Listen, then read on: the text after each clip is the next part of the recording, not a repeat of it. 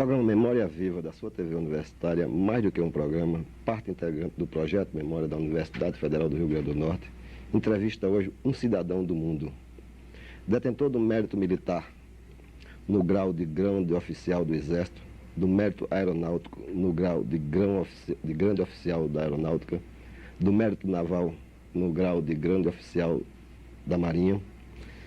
É detentor também do título de doutor honoris causa das mais importantes universidades do mundo.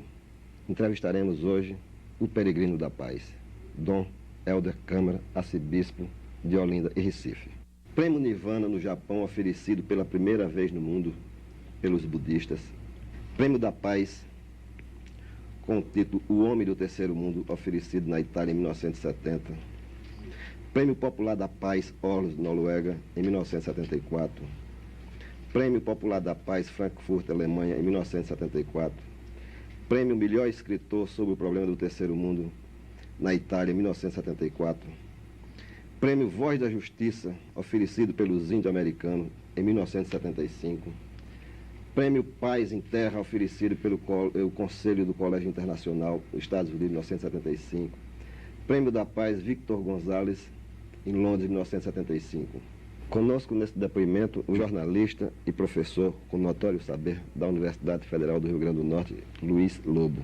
O ex-diretor do jornal católico A Ordem, ex-vice-reitor, professor Otto de Brito Guerra.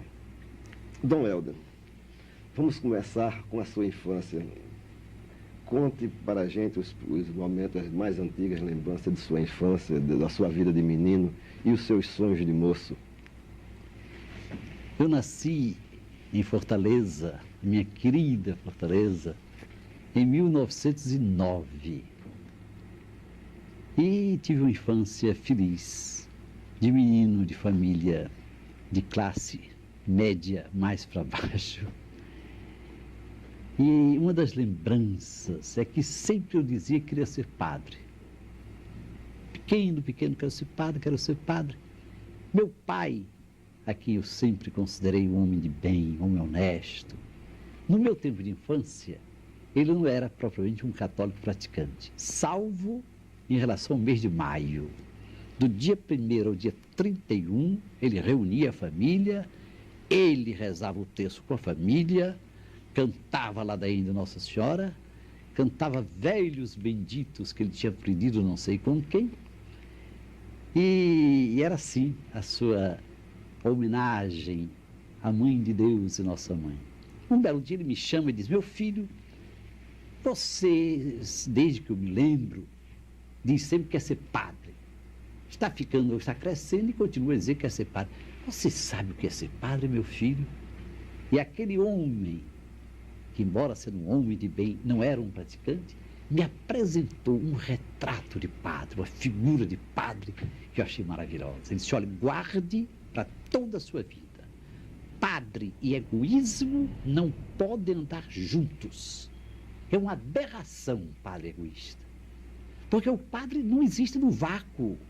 Só existe padre para a glória de Deus servindo aos homens. Ele continuou por aí afora. Quando ele terminou, ele disse: mas meu pai, é exatamente um padre assim que eu queria, com a graça de Deus, realizar. Diz: Deus te abençoe, meu filho. Ele era pobre, ele era, naquele tempo, um guarda-livros, hoje nós diríamos, eu creio, um comerciário, e só podia pagar meia pensão no seminário. A outra parte era paga pelas vocações sacerdotais. Quando eu me vi padre, com 22 anos e meio de idade, a idade oficial seria 24 anos, tive uma licença especial do Santo Padre. Embora eu estivesse na minha querida pequenina Fortaleza, eu disse: olha, se você quer ser padre, como seu pai lhe disse, se você quer realmente deixar-se devorar pelo povo, quer trabalhar pela sua gente, para a glória de Deus, você precisa reabastecer-se. Do contrário, daqui a pouco você está raspando o fundo do tacho. E desde então, eu aproveito uma facilidade que Deus me dá. Eu descobri que há descansos físicos e descansos espirituais. Por exemplo, a gente comete uma injustiça milenar com o nosso espírito Porque de noite a gente mete o corpo na cama e a alma que se arrume, o espírito que se arrume. Ora, há descansos espirituais.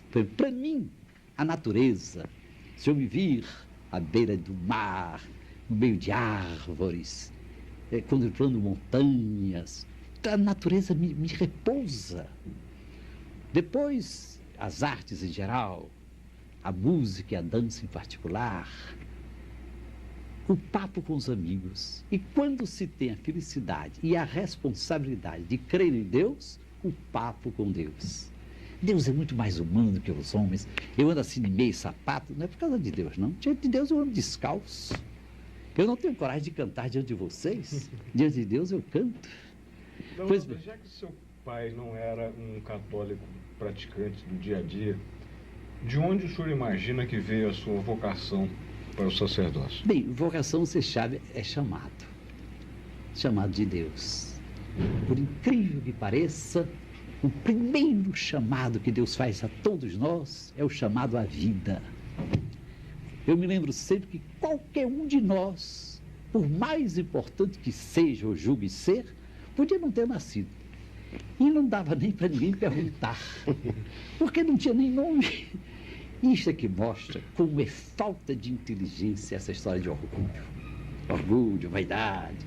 Começa por ser falta de inteligência. Agora, depois desse primeiro chamado maravilhoso, chamado à vida, eu acho uma beleza a expressão brasileira, dar à luz. Né?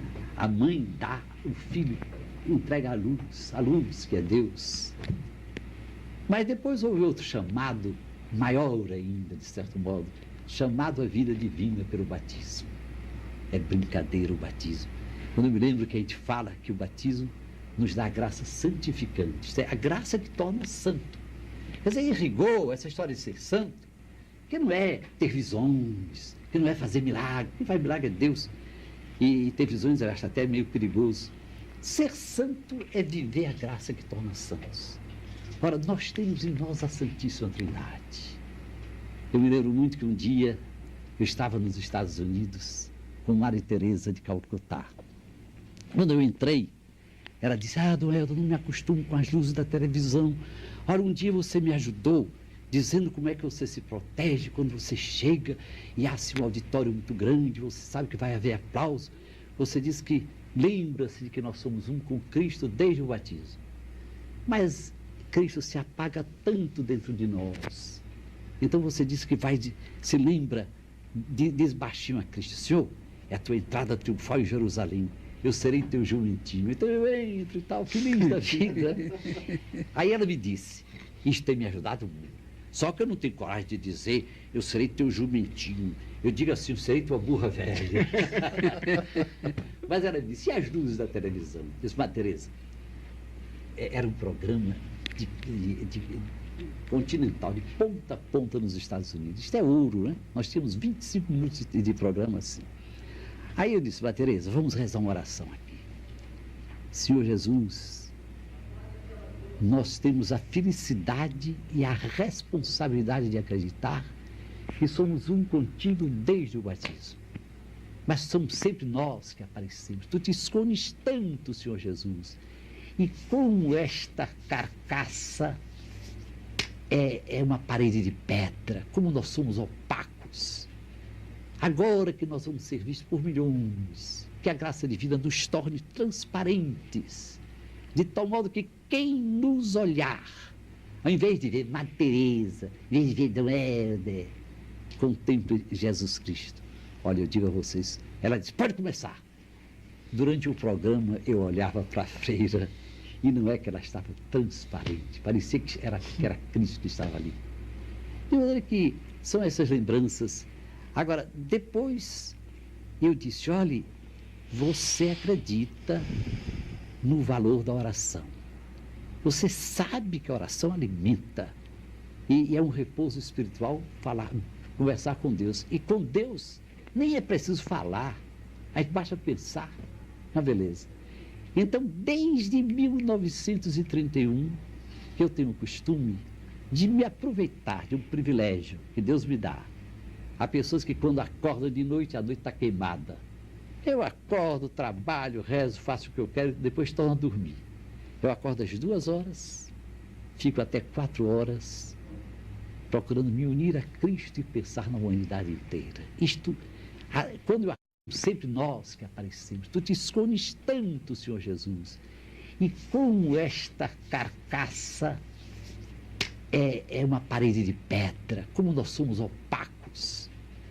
Agora que nós vamos ser vistos por milhões, que a graça divina nos torne transparentes, de tal modo que quem nos olhar, ao invés de ver Madre Teresa, ao invés de ver Dom Helder, contemple Jesus Cristo. Olha, eu digo a vocês, ela disse, pode começar. Durante o programa eu olhava para a freira e não é que ela estava transparente, parecia que era Cristo que estava ali. De maneira que são essas lembranças. Agora, depois eu disse, olhe, você acredita no valor da oração. Você sabe que a oração alimenta e é um repouso espiritual conversar com Deus. E com Deus nem é preciso falar, aí basta pensar. Uma beleza. Então, desde 1931, que eu tenho o costume de me aproveitar de um privilégio que Deus me dá. Há pessoas que quando acordam de noite, a noite está queimada. Eu acordo, trabalho, rezo, faço o que eu quero, depois torno a dormir. Eu acordo às 2 horas, fico até 4 horas, procurando me unir a Cristo e pensar na humanidade inteira. Quando eu acordo, muitas vezes eu acordo fisicamente cansado. No fim das 4 horas, eu estou repousado. Aí durmo de 4 às 5, tranquilamente, às 5 horas uma ducha, às 6 horas estou dizendo a Santa Missa. De forma que esta lembrança de querer ser padre, eu considero um dos chamados de Deus. Depois do chamado à vida, depois do chamado à vida cristã, um belo dia ele chama, e nós estamos daquele canto que hoje em dia está sendo conhecido, que João Paulo II, quando passou por aqui, quando cantavam aquela da vocação, né? Uhum. Cristo que chama, tu me olhaste nos olhos, a sorrir tu disseste no mundo. Ninguém merece uma graça destas. Olhe, eu estou convicto de que ninguém merece a graça do sacerdócio. Só acreditar que a missa é sempre celebrada por Jesus Cristo, sempre, é Ele quem celebra. Mas nós temos a felicidade de estar naquela intimidade. Quem é que merece uma coisa destas? O senhor em algum momento teve dificuldade na sua vida como padre? Dificuldade espiritual? Olha, eu não sei se é porque eu não sou teólogo, eu sou muito simples, de maneira que eu nunca quebrei assim muito a cabeça com problemas teológicos. Eu procuro viver. Eu me recordo, por exemplo, quando eu estudei o Tratado da Santíssima Trindade, meu Deus, aquilo era tão complicado, e eu pensava baixinho, olha, é tão fácil, a Santíssima Trindade está aqui. Nós carregamos o Pai conosco. Então, quando eu me lembro que eu fui um dia, um colega meu de seminário, que o pai tinha lá uma fazenda, e ele me convidou para visitar a fazenda do pai. Aí nós tomamos o trem, havia 2 cavalos nos esperando lá, e saímos lá troteando. E ele, com 18 anos, quando abriu a porteira da fazenda do pai, ele não foi assim com orgulho, mas com uma certa alegria. Ele disse, daqui em diante nós estamos em terras de meu pai. Eu não disse nada a ele, mas em terras de meu pai eu ando sempre. Agora, veja como o cristão tem que ser uma criatura simples.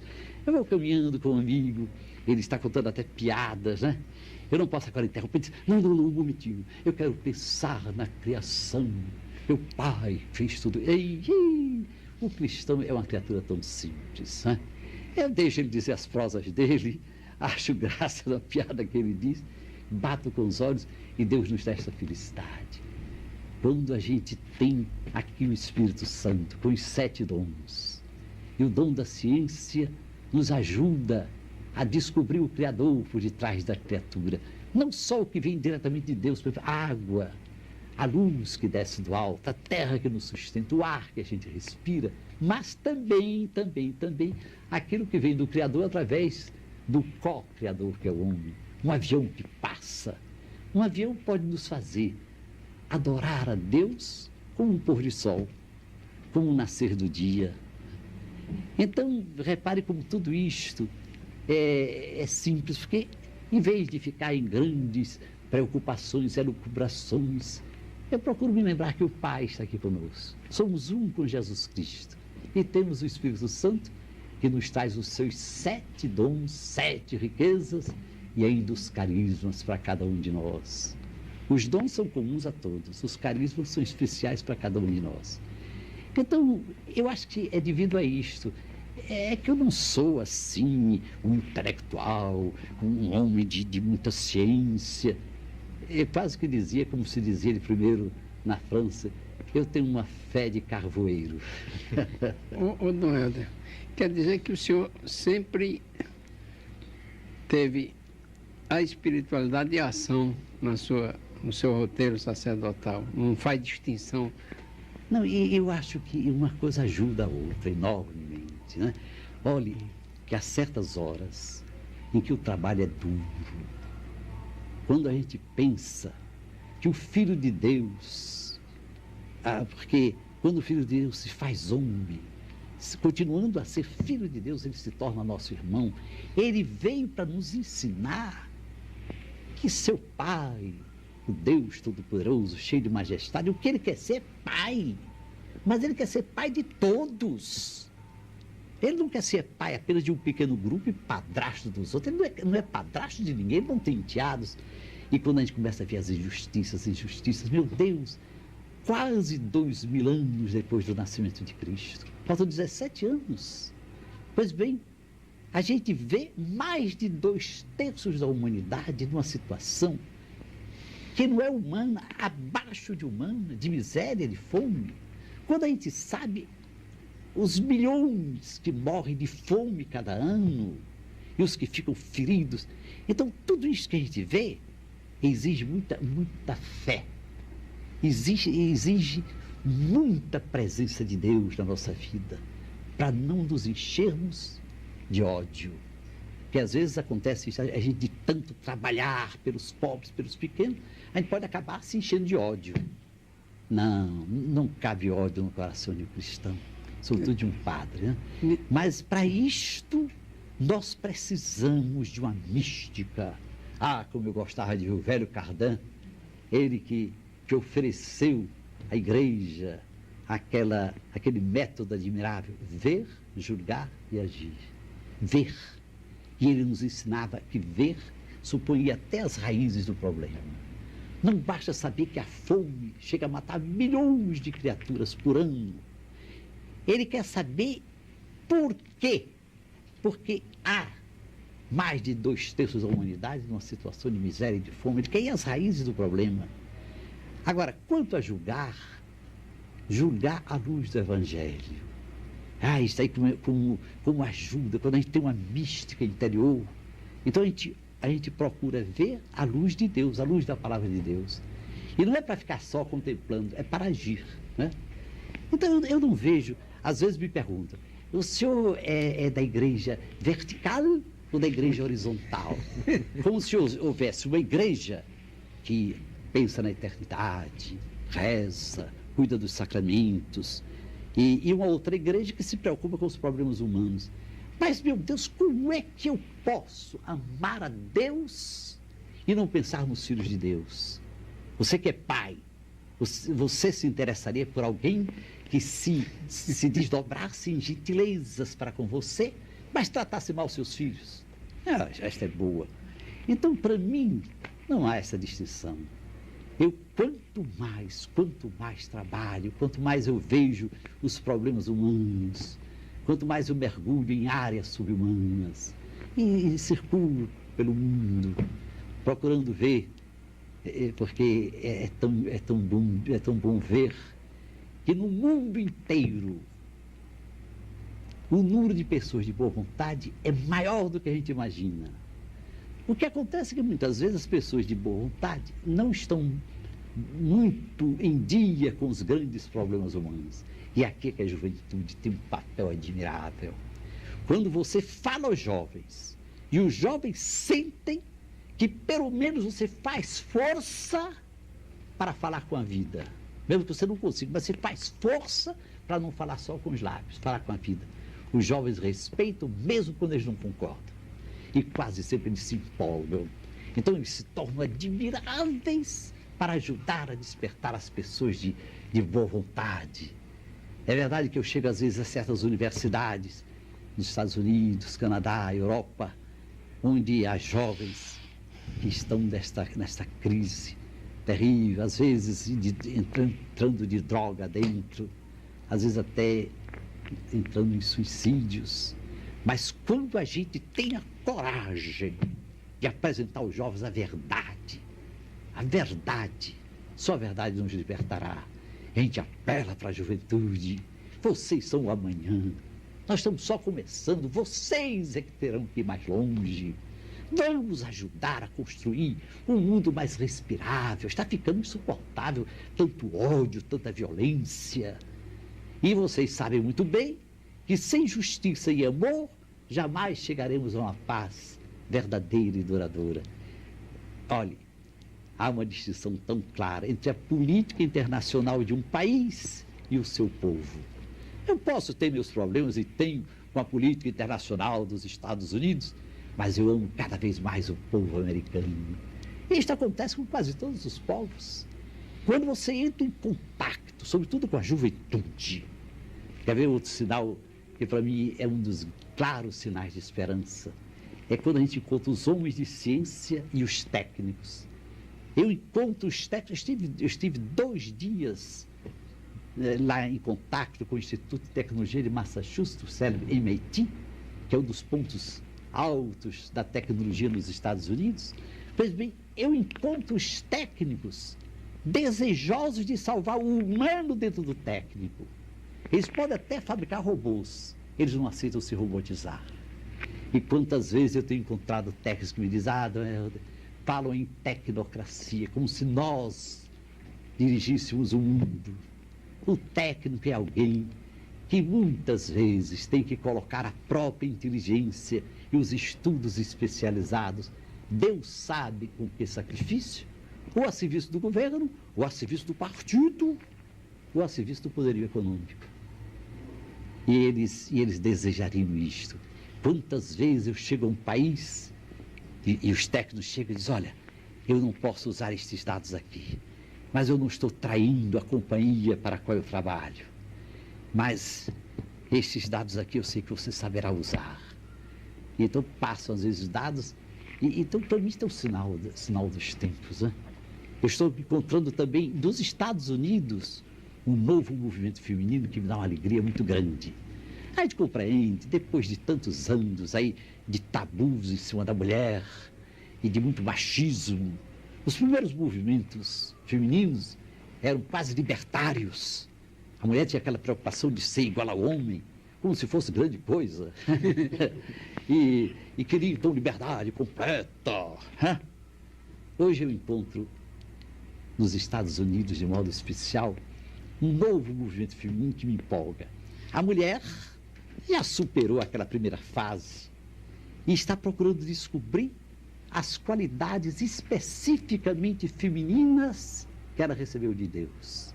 Ela procura desenvolver essas qualidades especificamente femininas para somar com as qualidades especificamente masculinas que Deus naturalmente deu ao homem. Porque é fácil você ver, qualquer que seja o domínio, problema econômico, um problema estético, um problema religioso, um problema político, é importantíssimo que a inteligência masculina conte com a colaboração da inteligência feminina, que não é maior nem menor, mas é um ângulo diferente. O mesmíssimo problema ganharia em que os dois, porque eles foram criados para isso, né?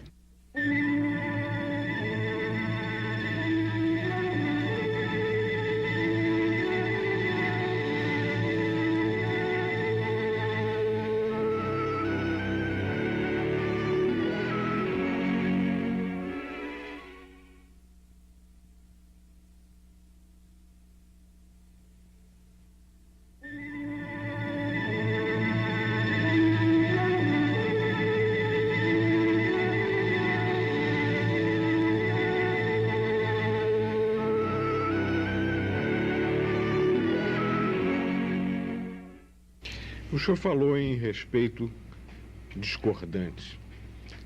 Quando o senhor trabalhou no Rio de Janeiro com Dom Távora, discordavam na sua linha de ação. O senhor defendeu a tese da Cruzada São Sebastião de que os pobres tinham direito a uma moradia digna e perto do local de trabalho. E Dom Távora defendia a tese da urbanização da favela, o que ele tentou fazer na barreira do Vasco, né, no Morro de São Januário. Tanto tempo depois daquela experiência, qual é o balanço que o senhor faz das duas experiências? Primeiro, eu peço licença para uma ligeira retificação, é que quando nós nos encontrávamos no Rio de Janeiro, o padre Távora e o padre Helder, um dia o padre Távora chegou e disse: olha, vamos falar claro, nós dois, queiramos ou não, vamos crescer aqui dentro do Rio de Janeiro. Então, daqui a pouco, se a gente não tomar cuidado, vai haver inveja entre nós. Isto é o fim do fim. Vamos então fazer um pacto de unidade. Quem te elogiar está me elogiando. Quem me elogiar está te elogiando. Eu achei aquilo de uma simplicidade, de uma bondade tão grande, que eu fiz o pacto de unidade com ele. Unidade. Ele me telefonava e dizia: é o eu. E realmente nós, por exemplo, a respeito de todas essas experiências, o que havia muitas vezes era o desejo de experimentar de ângulos diferentes, mas no íntimo, eu estava sempre muito perto dele, andávamos sempre muito juntos. Agora, o que acontece é isto, viu? Essa história de saber se a gente muda a favela, muda para perto, muda para longe. Quer dizer, o ideal é que nem houvesse favela. Favela já é uma tristeza. No dia em que nós nos unirmos neste país para fazer uma autêntica reforma agrária, o que está faltando para fazer uma reforma agrária neste país? Os estudos? Não! Por exemplo, a ABRA, Associação Brasileira de Reforma Agrária, já tem estudos para as várias áreas do país, para a Amazônia, para o Nordeste, para o Centro-Oeste, para o Sul. E quantos técnicos estão aí em dia? Agora, não basta oferecer um pedaço de terra. Está inglório. Nós sabemos muito bem quais são as medidas políticas a assumir.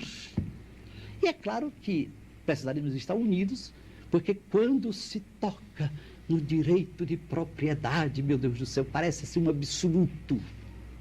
É uma coisa intocável. E, no entanto, a igreja nunca admitiu um direito absoluto de propriedade, porque ela sempre reconheceu que, sobretudo, por exemplo, de Santo Tomás de Aquino para cá, pelo menos, ela sempre reconheceu que há da parte do proprietário, há realmente todo um tributo social, e o Papa João Paulo II disse isto de uma maneira claríssima, disse: toda propriedade carrega a sua hipoteca social. Então nós precisamos isto.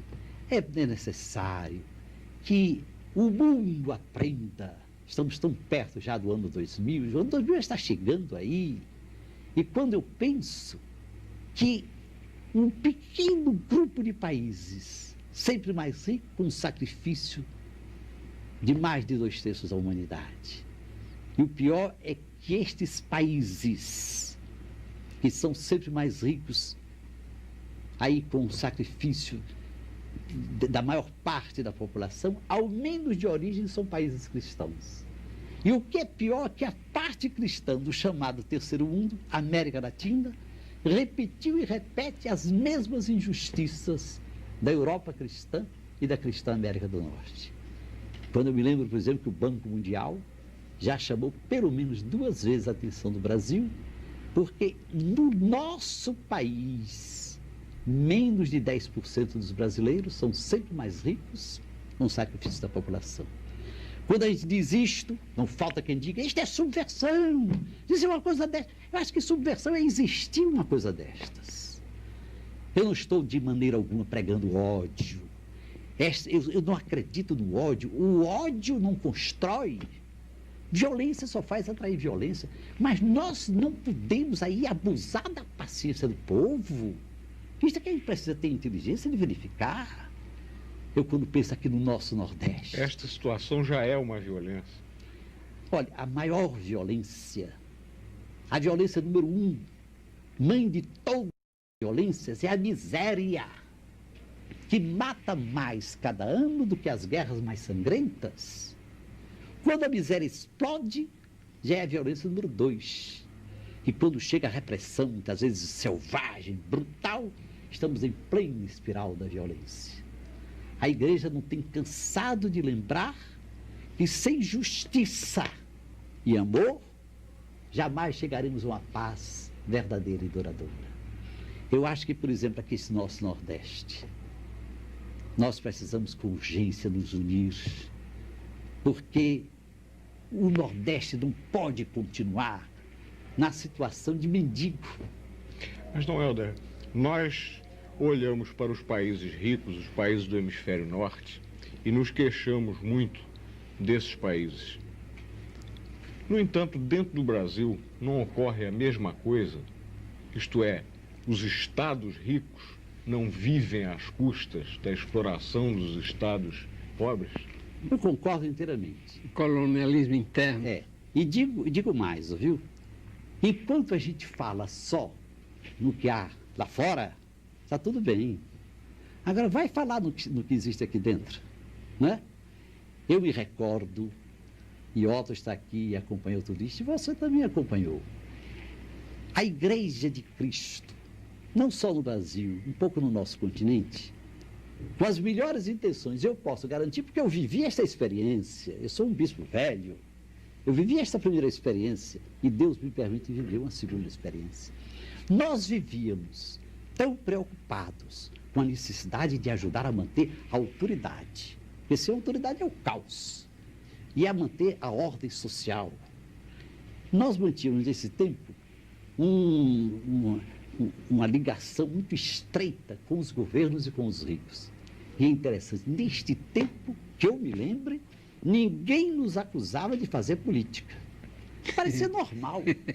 Parecia que Cristo tinha fundado a igreja para a gente ajudar a autoridade e ajudar os ricos, né? Quando a realidade torna impossível continuar a manter uma ordem social que parece muito mais uma desordem estratificada. Porque como continuar a manter uma ordem social quando a ONU não é nenhum jornal vermelho, eu não sei de que cor, quando a ONU chega e nos apresenta, e nos informa que mais de 2/3 da humanidade vive numa situação subhumana, quando a gente sabe os milhões que morrem de fome cada ano, então é impossível continuar. Então, sem pregar ódio, sem pregar violência, quando nós procuramos trabalhar pela justiça, denunciando injustiças e encorajando a ascensão ao nível humano de massas que estão numa situação subhumana de miséria e de fome, imediatamente somos acusados de fazer política, de ser subversivos e comunistas. Dom Helder, essa fase da união da igreja com o Estado parece que culmina no instante que o jornal divulga uma fotografia do senhor com Dom Carmelo e João Goulart, logo após aquele discurso de João Goulart. Conta esse encontro como foi. Aconteceu o seguinte, o presidente João Goulart estava eufórico, achando que ia ter condições de contar com os generais e contar com os sargentos. Então, eu me lembro daquele célebre discurso no Automóvel Clube, no jantar com os sargentos. De manhã cedo, eu telefono para o cardeal de São Paulo, que era o presidente da Conferência dos Bispos do Brasil. Eu era o secretário-geral. Disse: senhor cardeal, eu tenho um assunto grave e eu lhe pergunto se eu posso dar um pulo a São Paulo e voltar hoje mesmo. Ele disse: nós estamos tão sintonizados que o assunto que eu traria a São Paulo me leva ao Rio de Janeiro. Você sabe que eu não gosto de avião, mas eu vou tomar. Você me espere pela ponte aérea de 9 horas. Levei-o ao Palácio São Joaquim e ele me disse, o discurso de ontem, disse o discurso de ontem. Porque eu estava preocupado, eu estava vendo que o presidente iria naturalmente assustar as classes armadas. Então, tinha vontade de conversar com ele, vivíamos nesta fase, né? E tentar mostrar a ele como desta maneira nós partiríamos para uma intervenção militar. Quando eu pedi a ele audiência para o cardeal e para mim, ele disse, venham almoçar. Aí eu fechei, um momento, presidente, ele está convidando para almoçar, mas eu acho que não convém. O cardeal disse, aceite, mas devido à delicadeza da hora, estabeleça como condição que sejamos exclusivamente nós três, nem ninguém para servir, tudo esteja ali em volta da mesa. Quando nós chegamos lá, estava realmente como tinha sido recomendado, até a sobremesa já estava ali, e nós então começamos, presidente, as coisas estão se precipitando, presidente. Mas eu tenho os generais na mão, ilusão sua, presidente. Mas eu tenho os sargentos, eu digo, eu tenho o maior respeito por qualquer criatura humana, inclusive pelos nossos sargentos, mas não esqueça que no Brasil, sargento, regra geral, tem um reflexo condicionado. Se ele estiver com uma metralhadora na mão e um coronel, um major, der um grito, sargento, ele larga a metralhadora e faz continência. Ah, mas nós temos a CGT, a Confederação Geral do Trabalho. Não se iluda, presidente. Num país onde os trabalhadores receberam de um amável ditador a legislação trabalhista já feita e copiada, inclusive, de países totalitários. Num país onde o que funciona ainda é o peleguismo, ainda está havendo esta luta dos trabalhadores para reconquistar os sindicatos. Olha, sabe o que vai acontecer? Vai acontecer é que os militares vão ficar tão assustados que vão tomar conta e aí bote 30, 40 anos nisto. Não. Nesta altura, abre-se uma porta, bate uma fotografia. Eu disse, presidente, está fora de... Deus não lhe ouça. Em termos de 30, 40 anos. Já estamos quase nisto, né? Mas aí, nesta altura, bate uma fotografia, eu disse, presidente, está contra todas as combinações. Ele disse, palavra como isto é para o meu arquivo pessoal. Nós estávamos há poucos dias da Revolução. E os jornais, 2, 3 dias depois, jornais do Rio e de São Paulo, publicavam uma fotografia em que parecia que o Dom Carlos Carmelo de Vasconcelos Mota, cardeal de São Paulo, presidente da Conferência dos Bispos e o secretário-geral, estavam na copa e cozinha almoçando com o presidente. Eu não culpo de maneira alguma o presidente Goulart, né? Mas, e também não tem muito, porque isto de sofrer um pouco pela justiça, Deus é que é meu juiz, né? A minha consciência e o meu Deus, Ele é que sabe. E eu mesmo tenho um livro, Conversões de um Bispo, não apenas no sentido da conversão, porque a própria igreja reconhece que ela é santa e pecadora. Ela é santa, ela é mesmo divina no seu fundador, o Cristo, no Espírito Santo que a acompanha, mas ela entrega a nossa fraqueza humana. E eu, como bispo, eu conto vários pecados da minha vida. E, infelizmente, não posso dizer que já estão terminados, porque a nossa fraqueza humana nos acompanha até o último dia. Mas eu gosto muito de uma definição de santidade. Ser santo não é não cair, é recomeçar humilde e alegremente depois de cada queda. Dom Helder, o senhor foi um dos fundadores da Conferência Nacional dos Bispos do Brasil e o seu primeiro secretário-geral. O que é que os levou a fundar esta conferência para manter os bispos permanentemente reunidos? Na Ação Católica Brasileira, eu era assistente nacional naquele tempo, nós começamos, com o apoio da Nunciatura Apostólica, a fazer experiências de encontros de bispos. Eu me recordo, por exemplo, de um primeiro encontro de bispos em Campina Grande. Depois, encontro dos bispos do Nordeste. Tivemos o segundo encontro dos bispos do Nordeste aqui em Natal. O encontro dos prelados da Amazônia, em Manaus, o encontro dos pelados de São Francisco, do Rio São Francisco, em Aracaju, é que nós estávamos sentindo que quando um padre é nomeado bispo, o pobre cai na diocese e é afogado por problemas que quase nunca podem ser resolvidos só em âmbito diocesano, nem mesmo em âmbito regional, muitas vezes precisam de solução nacional, e hoje, cada vez mais, nós temos dimensões mundiais, com as famosíssimas multinacionais. Então, quando surgiu a ideia de uma Conferência Nacional dos Bispos do Brasil, realmente havia alguns bispos pensando nesse sentido, e nós tínhamos o apoio do Cardeal de São Paulo, Dom Carlos Carmelo Vasconcelos Mota, e Dom Jaime Câmara, Cardeal do Rio de Janeiro, e do Núncio Apostólico. Então, a primeira preocupação era ajudar os bispos a enfrentar os problemas, porque a gente sentia que cada vez mais os problemas tomavam uma dimensão nacional e até mundial.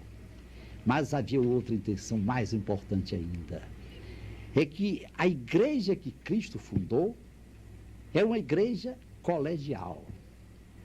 Todo o poder que Cristo deu a Pedro, estes mesmos poderes ele deu aos apóstolos com Pedro. Agora, quando os bispos foram se multiplicando no mundo inteiro, foi ficando difícil o exercício da colegialidade episcopal.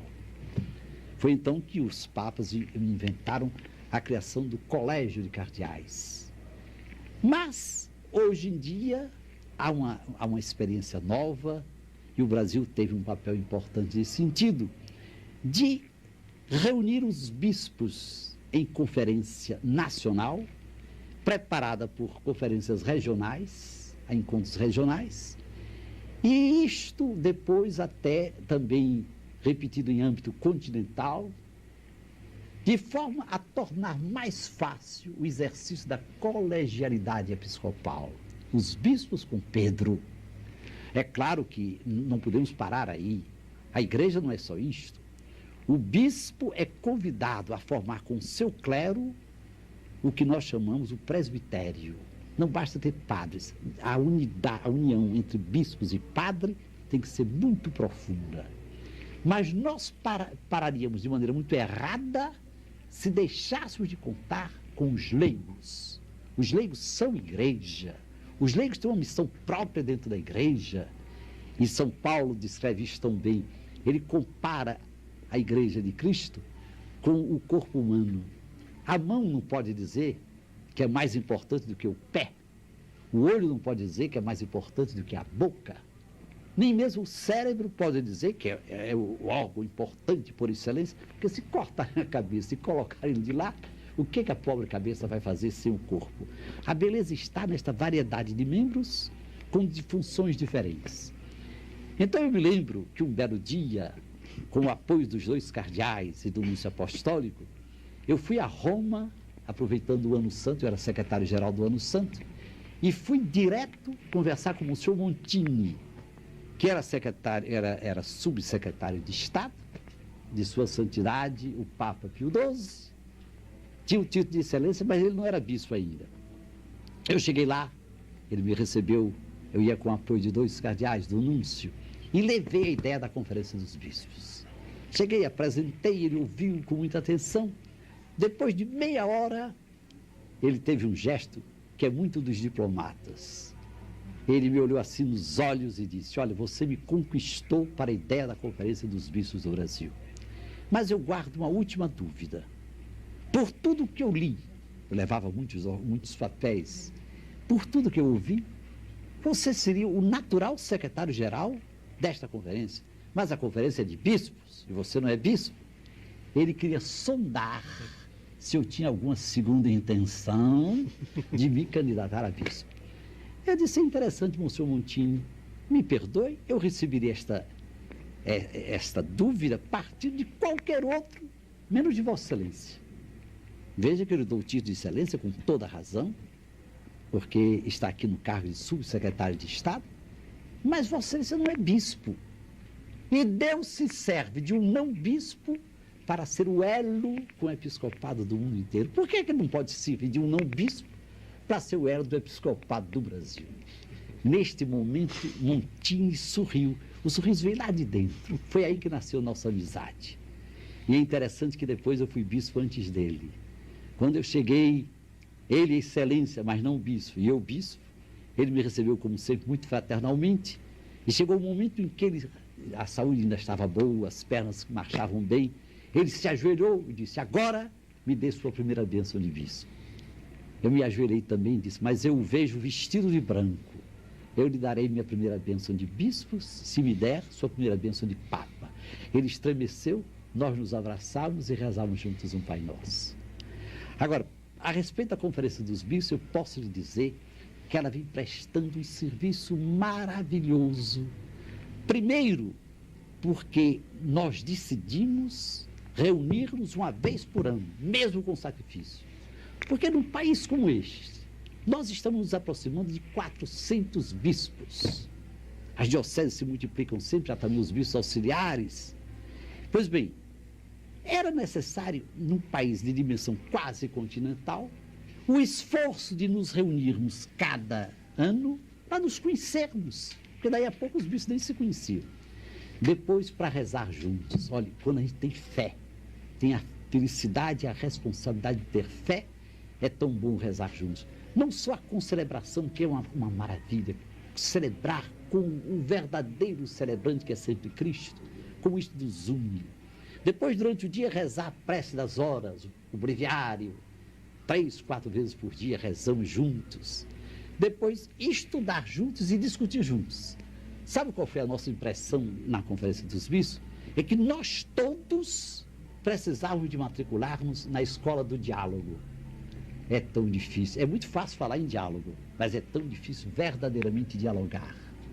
Porque é muito fácil quando a gente tem as mesmas ideias, mas quando a gente não tem, cada um fica falando, esperando que o outro dê uma brecha, estão falando. Este aqui está falando, eles só esperam uma brecha para entrar. Então ficam monólogos paralelos. E, no entanto, Deus fez a inteligência humana de tal modo que, se só houver erro, isto no sistema econômico, político, na escola literária, seja onde for, se só houver erro, a inteligência humana passa ao lar. Quando a inteligência humana vai a um sistema qualquer, mesmo que o sistema seja errado em si, podemos ter certeza de que, se a inteligência humana foi atraída, lá dentro há pelo menos algumas verdades prisioneiras. E é uma beleza quando a gente ajuda uma verdade que está prisioneira dentro de um sistema a libertar-se. Na próxima semana, neste mesmo dia e hora, assista a segunda parte deste depoimento.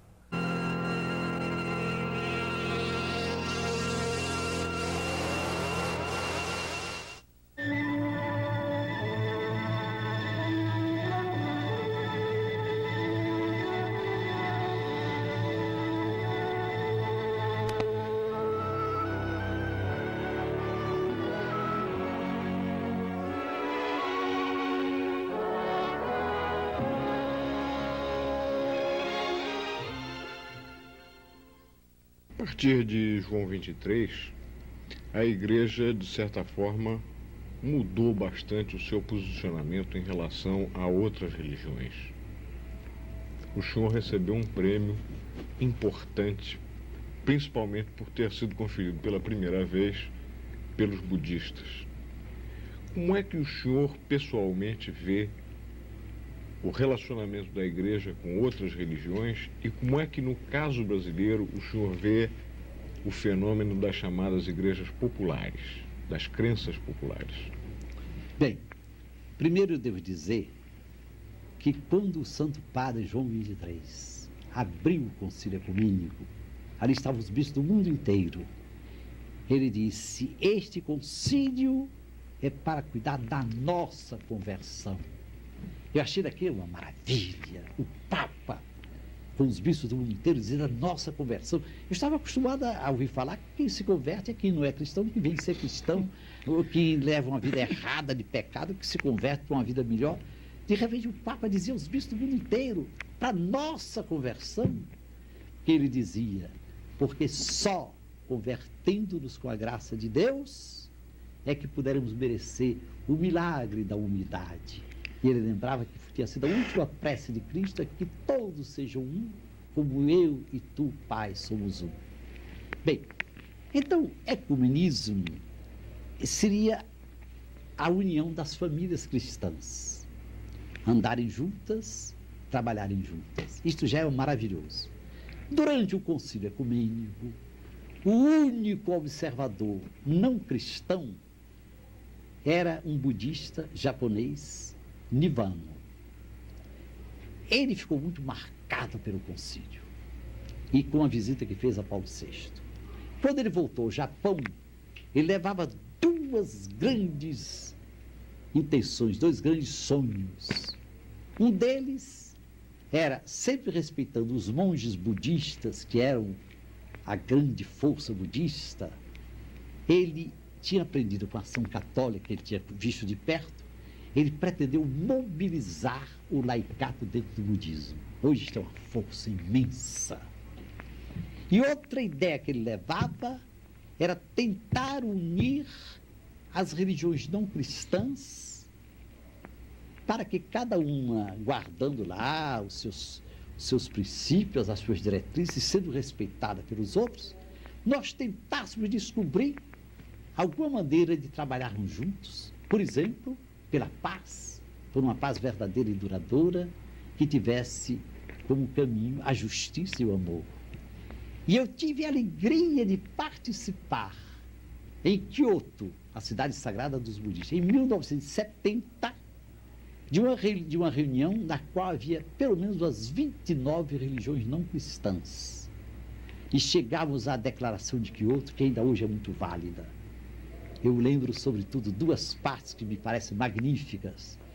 Nós chegamos a dizer, a proclamar, que nós, representantes de tantas religiões, depois de vários dias de oração, de silêncio, de meditação, proclamávamos que chegávamos à conclusão de que aquilo que nos une é muito mais forte e mais válido do que aquilo que nos separa. E depois dizíamos que para continuar nesse esforço de caminhar juntos, se possível trabalhar juntos, escolhíamos trabalhar pela paz, para cuja construção julgávamos necessária a justiça e o amor. Isto em 1970. E o Nivano dedicou a vida toda a isto. Então, ele criou a Fundação Nivano para a Paz.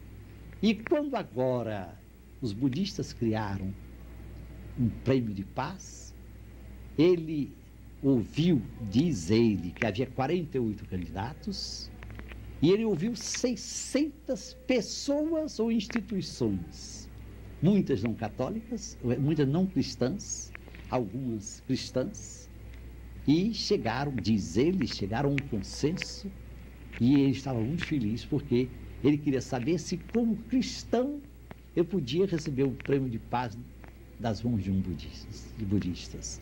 É claro que eu disse que sim, foi uma cerimônia belíssima, no dia 7 de abril. Eu até procurei mudar, porque eu não queria perder a Assembleia dos Bispos do Brasil, mas no dia 8 de abril era o dia de Buda. E ele me perguntava se, como cristão, eu podia falar sobre Buda. E eu comentei 3 sermões de Buda. Ah, meu Deus, como o Espírito de Deus sopra e como há pontos de contato. Por exemplo, um dos sermões de Buda é o sermão do incêndio. Buda nota que muitas vezes o olhar do homem incendeia, os gestos do homem, as palavras do homem, porque nasce do egoísmo. E então ele pregava o nirvana, que é a superação das aspirações. Mas aí eu cheguei agora, e quando eu falei perante 20 mil budistas, eles têm salas enormes, uma sonorização perfeita, eu disse, a experiência que eu guardo quando eu lido com líderes budistas é que depois deles tentarem o esforço de superarem as aspirações negativas, me parece que eles têm um impulso para as aspirações positivas. porque trabalhar por uma paz verdadeira e duradoura através da justiça e do amor já me parece um impulso positivo. O fato é que foram cerimônias belíssimas que me deixaram uma recordação realmente extraordinária. Não só viver num tempo em que depois do Santo Papa João XXIII, depois do Concílio Ecumênico Vaticano II, depois de Medellín, de Puebla, viver no tempo em que os irmãos evangélicos, em lugar de nos guerrear, em lugar de nos insultar, também descobrimos que o que nos une é muito mais forte do que aquilo que nos separa. O que nos une é que temos um Criador que quer ser Pai, mas quer ser Pai de todos nós, um Criador e Pai, e temos em Cristo o nosso Salvador, o nosso irmão. Agora, indo mais longe ainda, mas isto já era antevisto, já era iniciado no Vaticano II. Hoje em dia nós marchamos para ter juntos todos aqueles que temos a responsabilidade de ser crentes, de acreditar que existe um Criador e Pai. E até mesmo eu tenho encontrado pessoas que, não tendo a felicidade de acreditar em Deus, amam a criatura humana. E quando alguém, com a maior sinceridade, ama a criatura humana e por ela se sacrifica, sem notar, sem saber, talvez até sem querer, já amam a Deus. Porque quem ama a criatura tem que amar o Criador. Então, se há tantos problemas nos nossos dias, se há tantas tristezas, porque essas estruturas imensas que esmagam a maior parte da humanidade, no entanto, há claros sinais de esperança. E eu creio que nós, nos unindo, poderemos ajudar de fato a criar um mundo mais justo, mais humano. Agora, sem esquecer de modo especial este querido Brasil e este nosso Nordeste. É urgente que trabalhemos para que o Nordeste não seja visto aí no conjunto da Federação Brasileira como um mendigo, como alguém que chega de pires na mão pedir esmola. O Nordeste é um parceiro. O Nordeste tem contribuído enormemente para a riqueza do Sul.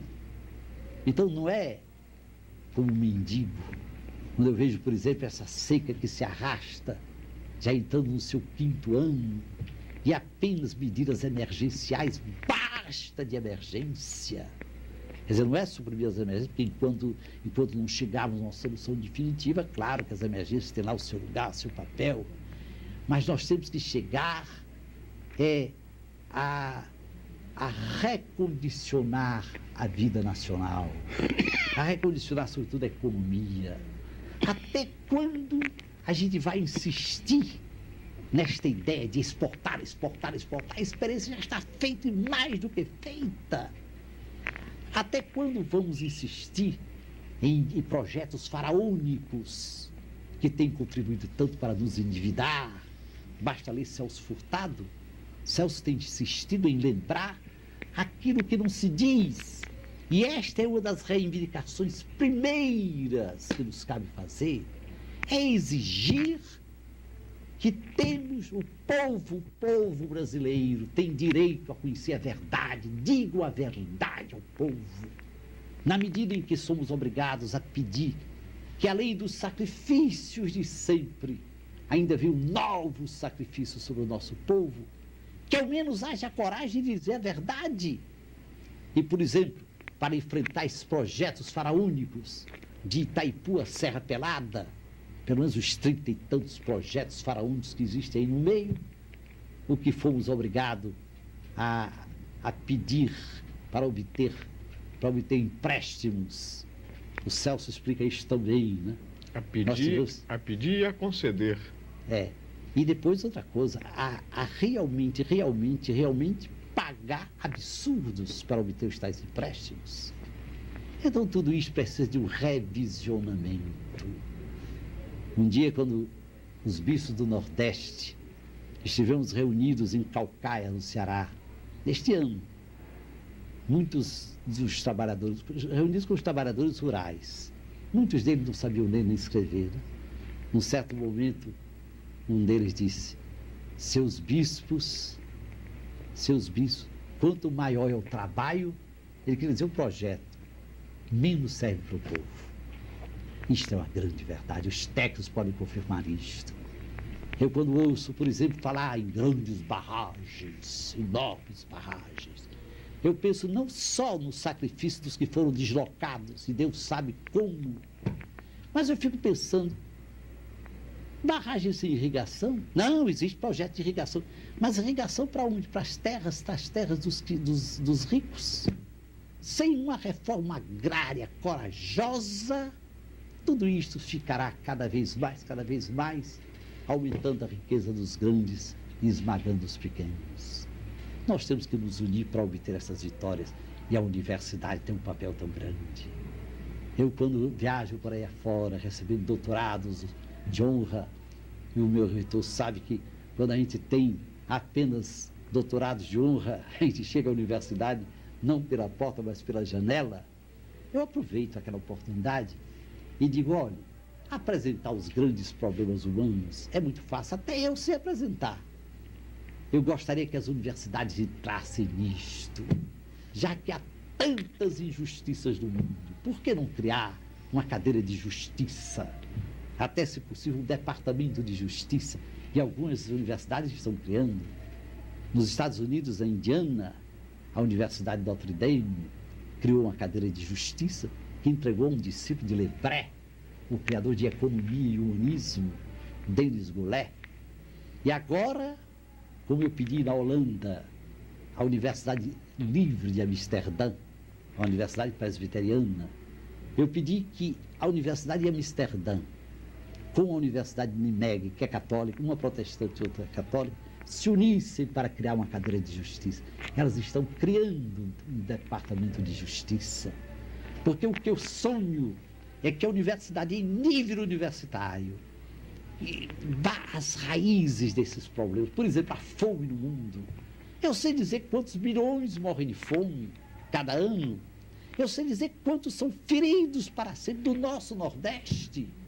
Como esquecer a denúncia de Nelson Chaves, homem respeitado até no estrangeiro, quando ele denunciou que estava surgindo uma raça nanica no nosso Nordeste pela falta de alimentação conveniente, e quantas crianças são feridas para o resto da vida na sua inteligência por conta de alimento. Mas eu queria que a cadeira de justiça procurasse descobrir por quê há tanta fome no mundo. Por que mais de 2/3 estão numa situação subhumana? Será uma questão de raça? É porque a África é negra, a Ásia é amarela, a América Latina é morena, é mulata? O racismo já está desmoralizado. Será por uma questão de mais inteligência, de mais honestidade, de mais coragem de trabalhar? Claro que não. E aqui o que eu queria que a universidade me ajudasse a descobrir as grandes injustiças da política internacional do comércio, os preços, não só dos produtos industriais que adquirimos, mas das nossas matérias-primas, sempre fixados nos grandes centros de decisão. Eu queria a universidade uma cadeira de justiça, examinando até que ponto, quando chegam as multinacionais com promessas maravilhosas, vêm trazer tecnologia moderna, da qual nós não seremos capazes em muitos anos, e vêm trazer moeda forte, estável, vêm criar numerosos empregos. A que se reduz tudo isto? Até que ponto elas não nos estão criando, agravando os nossos problemas? Até que ponto não é necessário já nos irmos libertando das multinacionais tão poderosas, tão poderosas? A universidade tem um papel muito importante. Então, nesse nosso Nordeste, como seria bom que a universidade tivesse mais liberdade para partir, para ajudar o Nordeste a posicionar-se de uma maneira corajosa, firme, exigindo não favores, direitos. Mas a televisão é um instrumento de fofoca. E as pessoas, a todos os níveis, gostam de saber detalhes, pequenas peculiaridades a respeito das pessoas de quem gosta. De que o senhor gosta de comer, por exemplo? Quais são as suas pequenas alegrias pessoais? Como é que o senhor gosta do banho? É frio, é quente? Esses detalhes do homem Hélder Câmara e que as pessoas gostam tanto de saber. Bem, eu sou um menino pobre, eu fui criado não na miséria, mas realmente na pobreza. Então eu me acostumei a gostar de tudo. Minha mãe, por exemplo, dizia sempre, quando a gente queria afastar um alimento, ela dizia: meu filho, quando a gente é pobre tem que se acostumar com tudo. Apenas ela exigia que só colocássemos no prato aquilo que nós sabíamos que íamos poder comer, né? Então, realmente, eu me acostumei a comer tudo. Agora, apenas com a idade, eu vou cortando certas coisas que eu sei que não são as melhores, as mais convenientes para uma pessoa que caminha nos anos. Eu, por exemplo, há muito tempo cortei completamente o vinho. E quando na França, nos países da Europa, por aí afora insistem, eu digo: olha, eu gosto do vinho, mas o vinho não gosta de mim, me dá dor de cabeça, né? Fui cortando assim um pouco, por exemplo, as nossas frutas, eu acho todas deliciosas, maravilhosas, mas há quanto tempo eu cortei abacate, manga, tudo isso que tem assim um pouco mais de, né, que pode encerrar algum perigo. Mas eu acho que quando a gente vive em paz com a consciência, tudo é tão agradável, sobretudo comer com amigos. Se a gente só tem um pão, a gente parte o pão com alegria, né? Não sei. Agora, quanto a banho, por exemplo, né? É claro que quando a gente tem uma duchazinha fria, gostosa, né? Mas quantas vezes a gente fica pensando também nos que não tem nada? Por exemplo, no Recife, eu tenho alguns padres, algumas religiosas, que se lembram daquilo que a gente esquece tantas vezes. Se lembram de que o pobre, de vez em quando, gostaria de tomar um banho. Então, por exemplo, na Igreja da Penha, os frades cederam a igreja, quer dizer, os apêndices da igreja, e há uma carreira de banheiros masculinos, outro feminino. Às 5 horas da manhã, eu tenho um dos meus padres que abre a igreja e os pobres ficam podendo tomar seu banho. E eu vou dizer aqui na televisão, com todo respeito, com toda simplicidade, às vezes a gente esquece que o pobre, durante o dia, tem necessidades também fisiológicas. E quantas vezes eles passam pela humilhação de ter que fazer isso na rua. Então, também nós estamos arranjando igrejas, começamos pela Penha, outras igrejas estão abrindo, e nós arranjamos um jeito de salvar sempre a limpeza, mas os pobres não precisarem de fazer aí como os gatos, como os cães, e terem lá o seu cantinho. São esses pequenos nadas que fazem com que a gente veja como o pobre passa humilhação.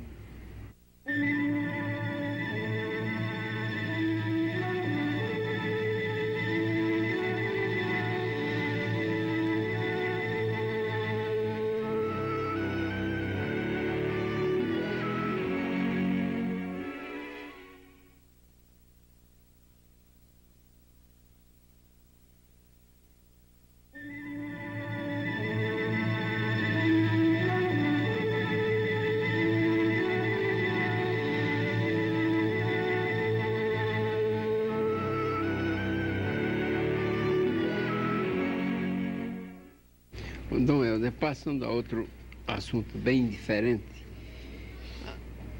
melhor do que ninguém sabe o senhor como a nossa CNBB é avisada por certa imprensa, por certas pessoas também, e segundo eu li há poucos dias no Diário de Pernambuco, nessa sua última passagem por Roma, o Santo Padre João Paulo II teria falado claramente e abertamente sobre a atuação da CNBB e dando a sua aprovação.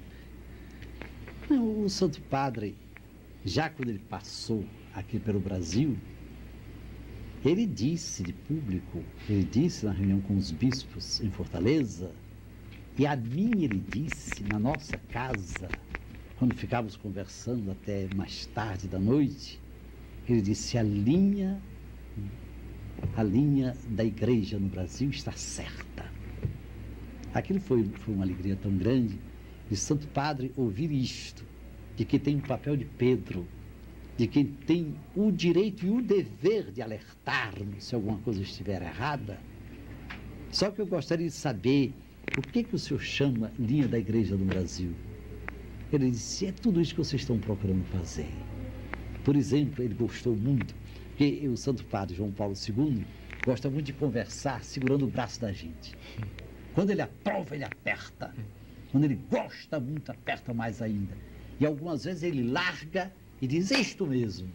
Eu só ganhei 3 vezes isto mesmo assim, né? E uma das vezes foi quando ele me perguntou: Dona Eudé, o que que vocês fazem assim com os pobres? Como é que vocês trabalham com os pobres? Eu digo: Santo Padre, uma das coisas para mim que não foi criação de nenhum de nós, foi inspiração do Espírito de Deus, foi viver, passar para uma fase nova.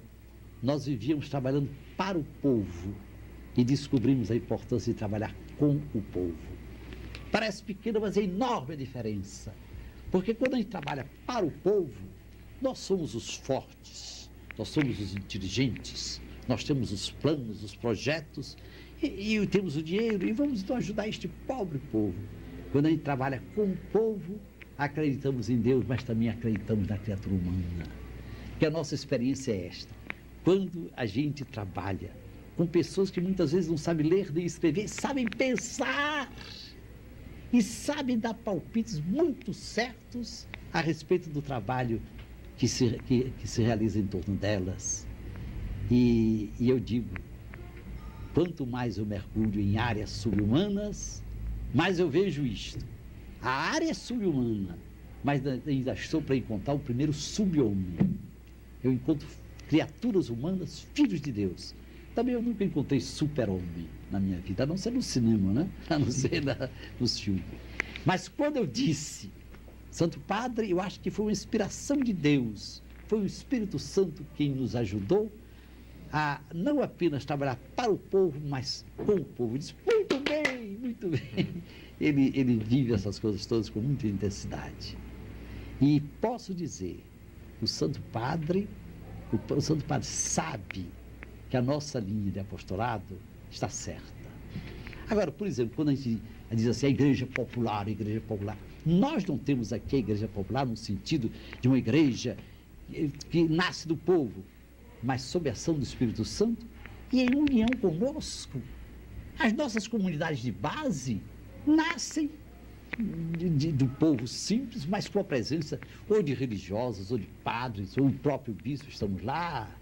Nós não temos aqui diferenças, comunidades que nascem separadas do padre, separadas do bispo. Não, nós estamos lá dentro. Na sua opinião, Dom Helder, qual é a possibilidade de que num futuro próximo a participação da mulher na igreja seja muito maior do que é atualmente?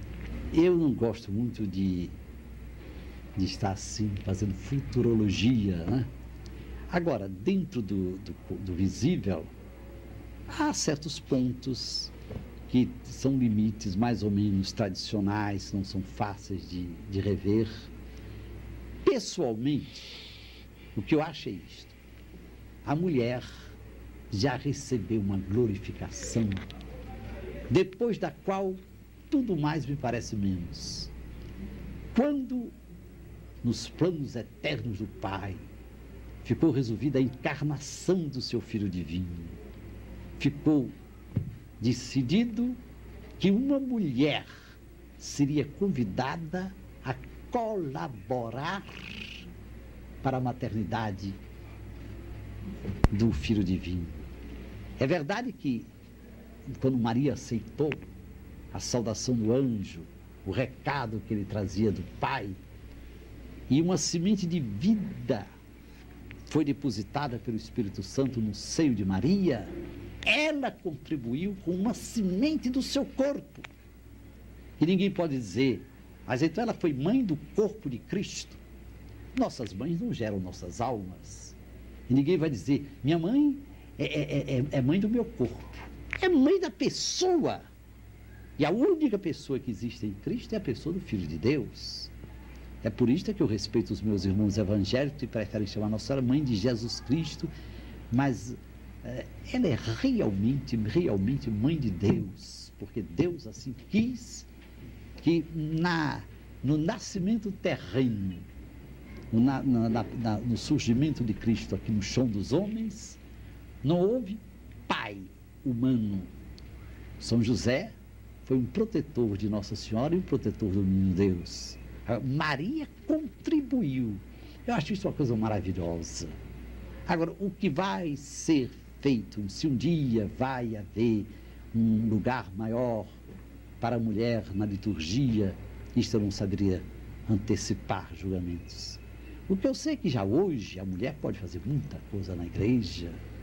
Eu tenho, por exemplo, não só religiosas, leigas, que levam o Santíssimo em comunhão, que anunciam a palavra de Deus, que distribuem a comunhão, de forma que já há um lugar grande do leigo, homem e mulher, dentro da Igreja de Cristo. Agora, o que vai haver? A pergunta sempre é, será que um dia a mulher vai poder receber o sacerdócio? Né?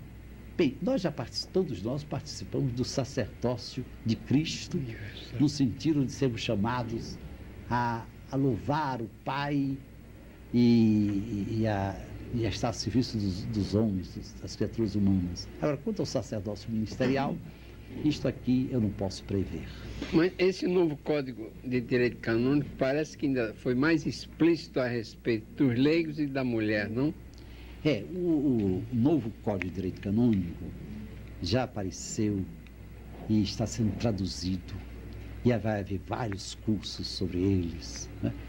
E posso dizer que, sendo fiel às linhas mestras da Igreja de Cristo, procura cada vez mais respeitar as diferentes culturas. A respeito de culturas, eu quero dizer o seguinte: quando eu celebro, no dia 8 de dezembro, para uma multidão imensa, eu não tenho dúvida nenhuma de que no meio daquela multidão, todos amam Nossa Senhora com amor verdadeiro, mas há, de vez em quando, sincretismos. Há, por exemplo, quem faça uma mistura entre Nossa Senhora e Iemanjá, ou Nossa Senhora e Mariama. Mas eu posso entender isto muito bem. Eu sou brasileiro, filho de brasileiro, neto de brasileiro, mas eu carrego o nome Flamengo, Helder. Meu pai procurou no dicionário, ele não era praticante, ele encontrou Helder, Praça Forte, no norte da Holanda. Esse é o nome para o meu filho. Depois eu descobri com os padres holandeses, meus professores, que quando um céu está claro, sem nuvens, eles chamam céu Helder, né? Aí eu fiquei mais feliz. Mas eu tenho um nome que é impossível para o meu povo. Helder. É difícil para o meu povo. Então, quando eu estou em casa, e o pessoal está lá de fora, Doelda, Doebes, meu pai, vem aqui, estou precisando de você, a polícia está chegando, vem cá, meu pai. Eu não tenho o direito de abrir a porta e dizer, aqui não há Doebes, aqui não há Doelda. Eu sei que é a mim que estão chamando. Eu vou e nem me dou ao trabalho de corrigir meu nome. Eu acho uma delícia o nome que ele chama. Eu tenho certeza de que Nossa Senhora, que foi escolhida pelo Pai para ser mãe de Cristo, e Cristo, em pleno Calvário, partilhou sua mãe conosco. E o Padre José? Deixa eu só terminar isto aqui. Eu tenho certeza de que ela sorri quando a chamo de Iemanjá, ou Mariama, né? Ela sabe, a nossa gente tão sofrida, como Nossa Senhora quer bem o mundo inteiro, como ela tem ela vive a opção preferencial pelos pobres. O Padre José. Não, o Padre José é o seguinte, eu, desde o seminário, com a mania daquelas vigílias, eu compunha lá o que eu chamo de meditações. Para mim aquilo não é poesia, meditações. Quando foi um dia, mesmo no seminário, havia um seminário maior mesmo, cada seminarista tinha assim uma mesa, um tampão que se levantava e havia um cadeado com 2 chaves. Um belo dia o meu reitor, que já era um padre francês muito inteligente, quem eu fiquei um grande amigo, eu tinha toda a liberdade com ele, eu cheguei e a gente abria quando ia para a missa de 6 horas, e o grande progresso naquele tempo era o missal, o Goffinet, que continuava com o latim, porque a missa continuava em latim, mas tinha um português de lado. Esse é que é o grande progresso. Eu passei para abrir, para apanhar o meu missal, e o meu vizinho, meu querido irmão Padre Luiz Braga da Rocha, ele me disse, olha, o Padre Reitor manda dizer que se precisar de algum papel que esteja faltando aí dentro, os papéis estão com ele no quarto. Aí eu vi que estava tudo revolvido. Eu tirei o meu missal, fechei, passei 15 dias sem procurar o reitor. Um belo dia eu me encontro com o Padre Reitor e disse, e seus papéis? Padre Reitor, eu posso responder como eu sempre falo, de coração aberto? Claro! Senhor Padre Reitor, sabe por que eu não fui? Porque eu tenho um grande respeito ao meu reitor. E eu lhe quero bem, Padre Reitor.